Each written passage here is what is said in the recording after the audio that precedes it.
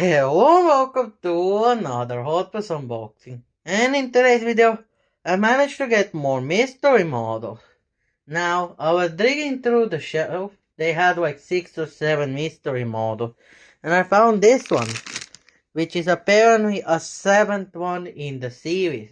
I couldn't find 1, 2 or 3, but I purchased this one. And now, let me see what it is. Let's open it. And here it is. It's a very interesting car. It's a Grupo X24, which I've never heard of before. It looks like kind of like a Mazda 787B and one of those other, what was it, a Cadillac GTP hypercar. It's like a mix of both.